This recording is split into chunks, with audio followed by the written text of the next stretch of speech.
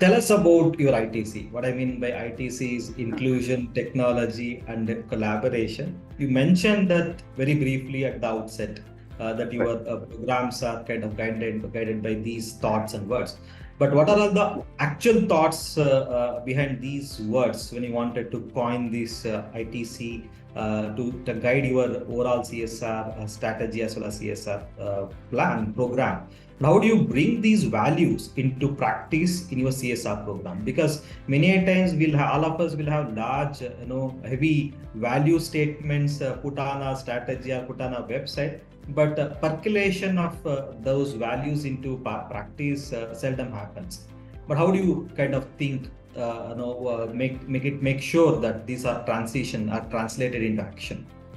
Okay. In simple terms, inclusion, technology, and collaboration, if you visualize them as three circles, this is our ikigai, right? So we are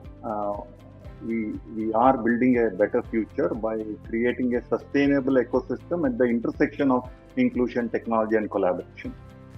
That means that we believe this is our sweet spot. So therefore, we tend to value and support projects that promote inclusion, has an element of technology, and collaborates with NGOs and the government system as well, right? Because many a times we tend to partner with NGOs and do not worry about how the program will be taken forward once we exit from the project after a predetermined period of time.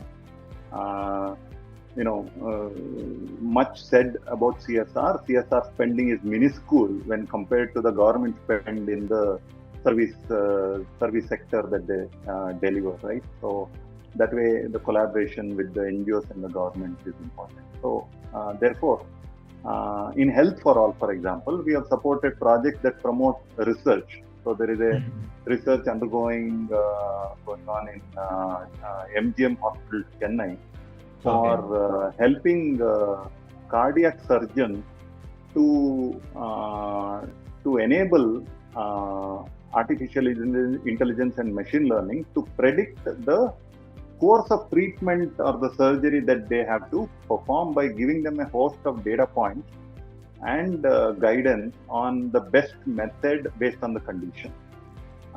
We have used the indigenous technology products, so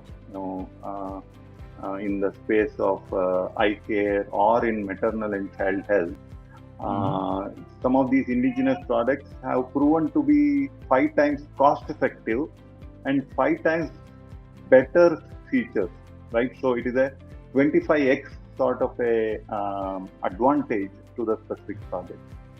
And of course, usage of tech platforms, in the maybe 10 years ago, many NGOs who are implementing projects on the ground used to use a lot of paper pen method to track the beneficiaries, the progress, and so on. Now we see the tab-based, mobile-based tech platforms to track project parameters.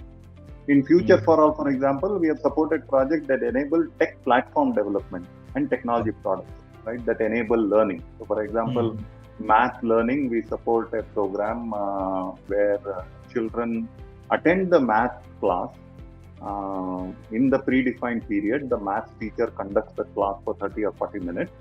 But separately, during the week, they get access to an online software, some of which have adaptive learning capabilities. So the software adapts to the current learning levels of the child and then slowly pushes and encourages the child to go higher and higher in their learning curriculum. Right. So the tech platform development, we funded a development of a platform called Blimey over 2 years, and it was basically developed as a platform for visually impaired learners to acquire digital literacy. Okay. And that platform has seen about 60,000 users over the last 2 years since it was developed. So that way, that technology angle comes in. And we also encourage skilling programs that have an element of technology and technology-related learning. So, no doubt, digital literacy is a common topic in any skilling program. But over and above that, are there technology related jobs? For example, we support a program that trains 1,000 women in PCB assembly operations, so that they then are placed in mobile phone assembly line units, electronics and electronics manufacturing units, and so on. So that way, there's a strong technology component. I talked about inclusion in the sense supporting digital learning of visually impaired learners. And all our programs are executed in collaboration with partners, right? So they have been there, done that, they know the community, they can work with the government stakeholders. So except barring a few scholarships, all our programs are executed in collaboration with NGOs. And in many cases with the active involvement of the government stakeholders. When I say involvement, it starts right in the program design itself, wherein there is constant dialogue with the government stakeholders, whether this will work, can we try this out, and so on. And once the project is approved and it is getting implemented, there are periodic reviews done with the government stakeholders, right? Of course, we have also seen instances how the government stakeholders were extremely upset at the way the program was running, right? And we had to do course correction or close the project in some cases and so on. But 8 out of 10 times there has been active involvement of the government stakeholders. So that way the collaboration. Very happy to know that.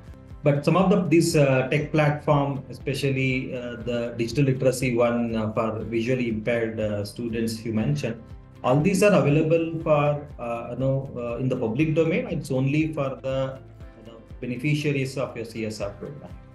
No. So what our partner does is they connect with various organizations who are supporting visually impaired learners, right? And then work through those organizations to identify visually impaired learners and then get them onto the platform. If you're asking me, is it available on a website, on an app? No, it's not. But it is the learning is made possible by our partner connecting with various organizations who are working with visually impaired learners. Wonderful. I'll be happy to know more about that and take it forward with our disability network organizations. Okay. Yeah. Sure. Thank you.